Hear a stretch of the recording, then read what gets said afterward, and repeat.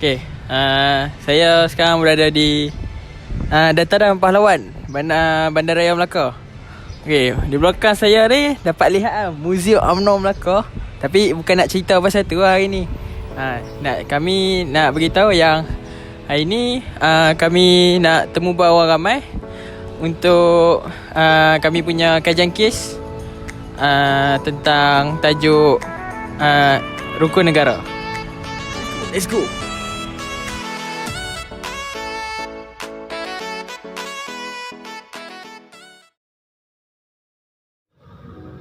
Selepas peristiwa 13 Mei 1969, peristiwa ini telah membawa pemimpin dari pelbagai kaum mencipta sebuah formula untuk mengekalkan perpaduan kaum di dalam kalangan masyarakat.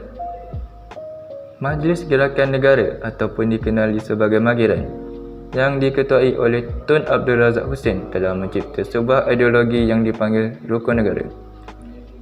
Pada tanggal 31 Ogos 1970, Seri Paduka Baginda yang di-Pertuan Agong Almarhum Tuanku Ismail Nasiruddin Shah Ibni Almarhum Sultan Zainal Abidin yang di-Pertuan Agong keempat telah mengisytiharkan rukun negara ini untuk mengelakkan seperti peristiwa hitam tersebut yang melemahkan perpaduan antara kaum di Malaysia. Punca-punca yang membawa kepada peristiwa 13 Mei. Yang pertama ialah layanan berat sebelah oleh tentera Jepun. Pada zaman pendudukan Jepun, masyarakat Tanah Melayu telah dilayan secara berbeza-beza. Yang kedua ialah perasaan tidak puas hati terhadap hak istimewa orang Melayu. PAP telah secara lantang menyuarakan rasa tidak puas hati terhadap apa yang disebut sebagai hak istimewa orang Melayu dalam perlembagaan. Yang ketiga adalah bahasa Melayu sebagai bahasa rasmi negara. Isu bahasa juga tidak kurang pentingnya dalam menyumbangkan faktor kepada peristiwa 13 Mei. Yang keempat juga adalah perbezaan agama dan budaya. Dan kelima adalah masalah ekonomi. Kegiatan ekonomi berbeza telah mewujudkan jurang pendapatan berbeza antara kaum dan menimbulkan rasa tidak puas hati. Dan terdapat juga punca-punca yang lain seperti dasar pecah dan perintah penjajahan Inggeris dan persatuan-persatuan etnik. Seterusnya ialah prinsip rukun negara. Yang pertama, kepercayaan kepada Tuhan. Prinsip ini menggambarkan bahawa asas kehidupan beragama merupakan prinsip penting kehidupan rakyat di negara kita. Sebarang bentuk ideologi atau ajaran yang menolak kepercayaan kepada Tuhan, iaitu etis, seperti fahaman komunis, tidak akan mendapat tempat di negara ini. Yang kedua, kesetiaan kepada raja dan negara. Di negara kita, raja dan negara mempunyai kaitan yang sangat rapat. Ini adalah kerana negara kita mengamalkan sistem demokrasi berparlimen dan raja berperlembagaan. Yang ketiga, keluhuran perlembagaan. Perlembagaan Malaysia dikenali sebagai perlembagaan persekutuan. Prinsip keluhuran perlembagaan bermaksud ketinggian dan keagungan undang-undang atau perlembagaan itu sendiri. Yang keempat, kedaulatan undang-undang. Setiap negara mempunyai undang-undang untuk mengawal dan mewujudkan satu masyarakat yang aman, tenteram, stabil dan makmur. Kelima, kesopanan dan kesusilaan. Prinsip ini mempunyai kaitan yang rapat dengan perkembangan dan pembangunan personaliti individu yang seharusnya dibina sejak kecil lagi. Prinsip ini juga berkait rapat dengan nilai-nilai moral dan akhlak masyarakat. Objektif rukun negara antaranya mempertahankan keselamatan negara dari segi pertahanan militer, keamanan perbatasan dan penanganan ancaman teroris. Selain itu, menjamin kesejahteraan bersama, memastikan distribusi yang adil dan sumber daya dan peluang ekonomi. Di samping itu, memelihara kedaulatan undang-undang dari segi sistem peradilan yang independen dan efektif. Di samping itu, meningkatkan kesejahteraan masyarakat dari segi pembangunan dan sosial. Akhir sekali, menghormati kedaulatan raja dan perlembagaan, iaitu mematuhi hukum dan prosedur yang diatur oleh perlembagaan. Seterusnya, rukun negara juga memberikan kesan terhadap rakyat Malaysia. Antara kesannya adalah perpaduan dan keharmonian. Rukun negara bertujuan untuk mengukuhkan perpaduan antara pelbagai kumpulan etnik di Malaysia. Rakyat diajar untuk menghormati dan menghargai kepelbagaian budaya dan agama. Yang kedua adalah pengukuhan identiti kewarganegaraan. Rukun negara menggariskan nilai-nilai kewarganegaraan yang menekankan kesetiaan kepada negara dan kepatuhan kepada undang-undang. Yang ketiga adalah kesedaran, keadilan dan kedaulatan undang-undang. Prinsip kedaulatan undang-undang dalam rukun negara menegaskan pentingnya keadilan dan kepatuhan terhadap sistem undang-undang. Yang keempat adalah pengukuhan institusi raja dan kedaulatan. Nilai kesetiaan kepada raja dan negara memberikan penghargaan terhadap institusi raja sebagai satu elemen yang penting dalam sistem pemerintahan negara. Yang kelima adalah peningkatan kesedaran beragama dan kebebasan beragam. Rukun negara menekankan kepercayaan kepada Tuhan sambil mengekalkan prinsip kebebasan beragama. Dan yang terakhir adalah pembinaan kesopanan dan kesusilaan. Nilai kesopanan dan kesusilaan dalam rukun negara memberikan fokus kepada nilai-nilai moral dalam masyarakat. Ini membentuk individu yang berakhlak mulia dan mengamalkan adab sopan, membawa kepada pembinaan masyarakat yang berkualiti tinggi dan bertanggungjawab.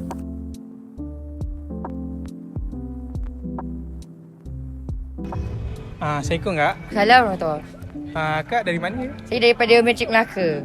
Kak datang sini buat apa sebenarnya? Outing saja jalan-jalan kat sini Melaka. Okey, nama Kak siapa? Hajar. Saya panggil Hajar je. Boleh. Saya datang sini sebab saya ada assignment nak kena buat, nak interview orang awam lah pasal kajian kes saya. Tajuk dia rukun negara lah. Rukun negara. Saya nak tanya soalan ringkas je. Ringkas senang je lah. Senang je okay, saya tak nak berfikir ke? Okey, baik. Berapakah bilangan rukun negara yang ada? 5. Okey, terima kasih Kak jawapan tu betul. Soalan kedua ya. Apakah rukun negara yang ketiga? Keluhuran belum pakai. Okey, terima kasih Kak. Okey, terima kasih. Okay, hari ni saya nak interview ni lah, Kak ni. Okay, selamat petang. Selamat petang. Maaf ganggu petang-petang. Tak apa, tak Saya ada sikit interview nak buat. Okay. Akak tahu tak apa tu rukun negara? Tahu? Okay. Okay, bilakah rukun negara diisytiharkan? 31 Ogos 1970. Betul? Betul. Okay, jawapannya betul. Okay. Saya nak tanya lagi satu soalan, boleh? Okey, boleh. Okay, soalan yang kedua. Susah tak soalan dia? Soalan dia senang je. Okay. Tak susah pun. Boleh katakan 90% orang tahu lah soalan ni. Boleh. Soalan dia, apakah jawatan kuasa yang mengubah rukun negara? Jawatan kuasa yang Mengubah rukun negara. Tak, kalau tak silap saya Mageran Majlis Gerakan Negara. Betul tu. Okey. Okey, macam mana akak boleh tahu? Sebab yelah tahun lepas Belajar sejarah. SPM kan? Okey. Okey. Dah. Itu je lah. Dah. Yang nak interview. Okay, hari ni kita nak interview seorang kakak Okay, kakak nama apa? Syazwa. Syazwa, okay. Okay kak, saya nak tanya soalan dua soalan pasal rukun negara. Soalan, susah agak ni. Apakah kau yang terlibat dalam peristiwa 13 Mei 1969? Akak tahu 13 Mei 1969? Tahu. Dia tahu. Kaum kan? Jadi urusan kau. Melayu dengan Cina. Jawapan dia betul. Okey. Saya tanya satu soalan lagi boleh? Okey, soalan dia. Soalan ni susah betul. Sebutkan salah satu rukun negara. Kepercayaan kepada Tuhan. Betul. Okey. Itu saja. Terima kasih kak. Sama-sama. Okay, Assalamualaikum. Ini kita ada seorang nak boleh interview. Apa nama? Nama Mas Umira. Nak panggil? Panggil Mas. Mas. Okay, Mas. Saya ada dua soalan nak tanya. Satu soalan, bilakah peristiwa rusuhan kaum berlaku? Peristiwa rusuhan kaum. Peristiwa rusuhan kaum tak salah saya 13 Mei 1969. 1969. 1969. Betul. Rasanya. Betul. Okey. Betul. Okey, ada lagi satu soalan. Okey. Apakah tujuan utama rukun negara untuk dicipta? Rukun negara dicipta. Okey, mungkinlah tujuan pertama dia mungkin untuk mewujudkan perpaduan kaum Malaysia, rakyat Malaysia. Betul. Betul. Okey. Terima kasih ya. Okey, sama-sama. Sama. Okay, sekarang bersama saya. Boleh kenalkan diri? Nama saya Nurul Sofia. So hari ini saya akan bertanyakan dia tentang dua soalan. Okay, soalan pertama. Apakah bunga yang melambangkan rukun negara? Bunga Raya. Bunga raya. Okay, betul. Okay, soalan kedua dan terakhir. Di manakah peristiwa 13 Mei berlaku? Yang rusuhan tu ke? Ya. Dekat Kampung Baru, Kuala Lumpur. Kampung Baru. Okay, betul. Terima kasih. Okey Arif. Apakah refleksi Arif tentang temu bual untuk hari ni? Saya punya refleksi adalah alhamdulillah orang yang saya temu bual hari ni sangat membantu, tidak memberikan banyak masalah bagi saya, memberikan respon yang baik dan jawapan yang tepat, dan dia memudahkanlah segalanya. Tiada apa-apa yang negatif, semuanya sangat baik dan berjalan dengan lancar lah temu bual pada hari ini. Itu saja pada saya. Itu je. Ya. Terima kasih. Assalamualaikum Amar. Ya, salam. Apakah refleksi Amar tentang temu bual hari ini? Bagi saya temu bual hari ni beberapa kali saya punya temu bual ditolak. Tetapi ada seorang akak tu sangat comel, boleh memberi kerjasama yang baik lah. Okey. Macam mana Rek? Okey. Assalamualaikum Aika. Salam. Okey. Apa refleksi Aika untuk ungkasan kali ni? Okey. Pada pendapat saya lah kan, kita buat benda ni, kita lah hari ni lama kan kita berjalan untuk cek orang kan. Susah agak kan nak cek orang. Ya. Mula-mula tu nak buat introduction pun dah lama kan. Nak cari tempat, nak set up apa semua. Betul-betul. Apalagi nak cek orang. Lepas tu tiba-tiba pula cepelah orang yang sporting kan. Dapatlah orang sporting 2 orang. Dapatlah kita tanya dia jawab. Lepas tu lepas daripada tu ada pula berjam-jam kita berjalan ke sana ke sini tak cari orang. Dia lah 2-3 jam juga kan. Itu refleksi diri Aika lah. So pendapat saya, nak cari orang ni senang tapi susah nak dapat yang sporting lah. Orang tu ramai tapi susah nak dapat. Okey, terima kasih Aika. Okey, Assalamualaikum Adam. Waalaikumsalam. Alhamdulillah. Selesai juga kita punya refleksi temu bual kali ni. Okey, apa refleksi Adam untuk kali ni? Okey. Pertama kali alhamdulillah kita berjaya menamatkan kajian temu bual kita ini Dengan lancar. Tapi tak berapa lancar lah sebab bagi saya nak cari orang tu senang, tapi tak semua orang nak ditemu bual. So alhamdulillah saya berjumpa saudari Syazwa tadi.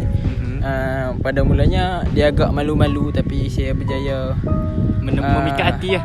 Bukan. Saya berjaya meyakinkan dia untuk ditemu bual setelah diberi beberapa penjelasan tentang kita punya kajian untuk pengajian Malaysia. Alhamdulillah dia saudari Syazwa memberi kerjasama yang bagus lah. Baiklah. Okey. Itu saja daripada refleksi diri pada Adam. Kita pergi orang seterusnya. Okey Arul. Kembali kita lagi selesai temu bual untuk kali ni ya. Untuk Arul, refleksi diri kali ni. Apa pendapat refleksi diri Arul kali ni? Refleksi saya pada kali ni, first thing, nak cek orang tu memang susah. Jalan banyak tempat, cek nak temu bual. Tapi adalah dapat dengan orang yang sporting, kita boleh bertemu bual. Walaupun dia susah, dia makan banyak masa lah untuk cek orang. Selain pada tu ada apa-apa lagi nak tambah? Selain pada tu, susah agak lah nak cari tempat untuk shoot. Okay, terima kasih Arul untuk kajian kes kali ni dan refleksi diri. Selesai kita juga guys. So nantikan episod seterusnya guys. Swap!